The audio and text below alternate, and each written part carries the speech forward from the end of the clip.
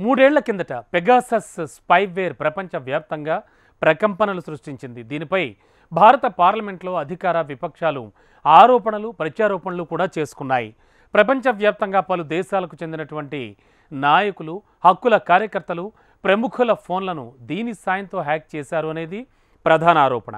భారత్లో కాంగ్రెస్ అగ్రనేత రాహుల్ గాంధీ సహా ఇద్దరు కేంద్ర మంత్రులు, ప్రతిపక్ష నేతలు, జర్నలిస్టుల ఫోన్లను పెగాసస్ స్పైవేర్ సాయంతో హ్యాక్ చేశారనే అంశంపై దుమారం రేగింది. ఈ పెగాసస్ తయారీ సంస్థ ఉల్లంఘనలకు పాల్పడినటువంటి విషయం నిజమే అంటూ కూడా కాలిఫోర్నియాలోని ఓక్లాండ్ న్యాయస్థానం తీర్పు వెలువరించడంతో మరోసారి పెగాసస్ అంశం తెరమీదకొచ్చింది. పెగాసస్ భారతదేశంలో రాజకీయ ప్రకంపనలు సృష్టించేందుకు సిద్ధమవుతోంది. ఫోన్లు, కమ్యూనికేషన్ పరికరాలపై నిఘా పెట్టేందుకు ఇజ్రాయెల్కు చెందిన ఎన్ఎస్ఓ అనే సంస్థ పెగాసస్ పేరిట తయారు చేసిన మాల్వేర్ 2 ఏళ్ల క్రితం ప్రపంచవ్యాప్తంగా కలకలం రేకెత్తించింది. అప్పట్లో ఎన్ఎస్ఓ టెక్నాలజీస్ సంస్థపై వాట్సాప్ యాజమాన్య సంస్థ మెటా కాలిఫోర్నియాలోని ఓక్లాండ్ న్యాయస్థానంలో వేసిన కేసు 5 ఏళ్ల తర్వాత తాజాగా తీర్పు వెలువరిస్తూ పెగాసస్ తయారీ సంస్థ ఉల్లంఘనలకు పాల్పడిన విషయం నిజమేనని తేల్చింది. తమ వినియోగదారుల్లో 1400 మంది ఫోన్లపై 2019లో పెగాసస్ నిఘా పెట్టిందంటూ వాట్సాప్ చేసిన ఆరోపణలు తాజా తీర్పుతో వాస్తవమేనని తేలింది. నిఘాకు గురైన వారిలో 300 మంది భారతీయులు ఉండటంతో ఇండియాలోనూ అలజడి మొదలైంది. ప్రభుత్వాలు నిఘా కార్యక్రమాల కోసం సాఫ్ట్వేర్లను ఉపయోగించడం తప్పేమీ కాదు.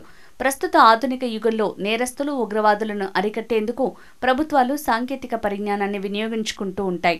సైబర్ ఆయుధంగా పేరొందిన పెగాసస్ సాంకేతిక పరిజ్ఞానాన్ని ప్రభుత్వాలకు, ప్రభుత్వ అధీనంలో పనిచేసే సంస్థలకు ఇజ్రాయెల్ సంస్థ విక్రయించడం రహస్యం కాదు.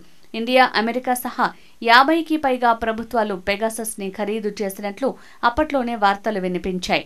అయితే ఈ పరిజ్ఞానాన్ని రాజకీయ ప్రత్యర్థులపై నిఘా పెట్టేందుకు వాడుకోవటమే వివాదాలకు ఆజ్యం పోస్తోంది.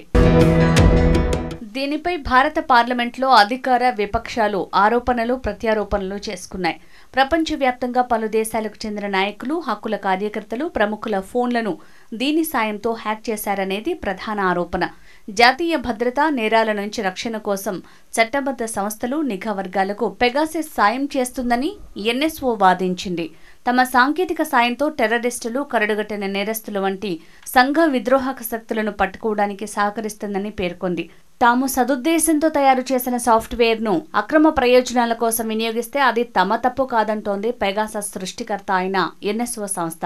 పెగాసస్ ఇండియాలో 6 ఏళ్ల క్రితం వివాదాలకు కేంద్ర బిందువుగా మారింది.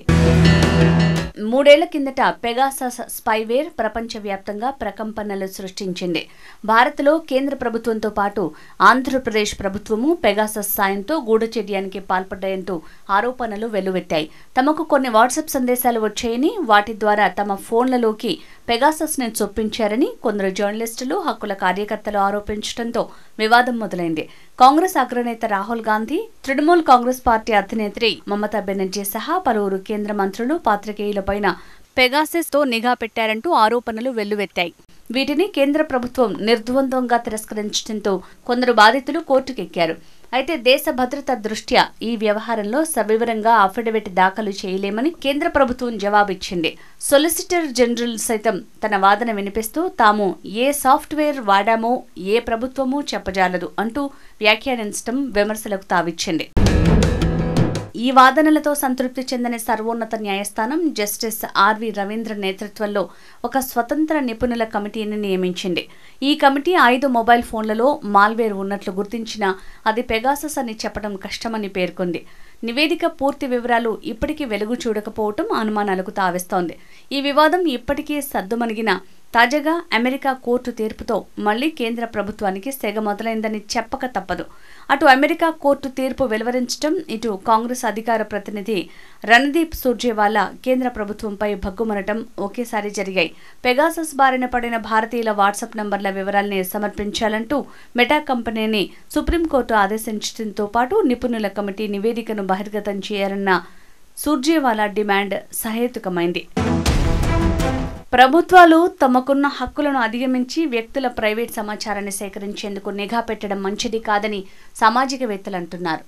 తాము ఎవరిపైనా నిఘా పెట్టేందుకు పెగాసస్ను వినియోగించుకోలేదన్న కేంద్ర ప్రభుత్వం వాదన సరైందే అయితే అందుకు తగిన ఆధారాలు చూపించి ఈ వివాదం నుంచి బయటపడాలని సూచిస్తున్నారు. నిపుణుల కమిటీ నియామకం సందర్భంగా అప్పట్లో సుప్రీంకోర్టు చేసిన వ్యాఖ్యల్ని కూడా ప్రభుత్వాలు పాటించడం లేదన్న వాదనలు వినిపిస్తున్నాయి. మనం సాంకేతిక యుగంలో జీవిస్తున్నాం. టెక్నాలజీ ఎంత ముఖ్యమో వ్యక్తుల గోప్యత హక్కు పరిరక్షణ కూడా అంతే ముఖ్యమన్న సర్వోన్నత న్యాయస్థానం వ్యాఖ్యలను పాటించాలని ఇటు విపక్షాలు అటు ప్రజలు డిమాండ్ చేస్తున్నారు.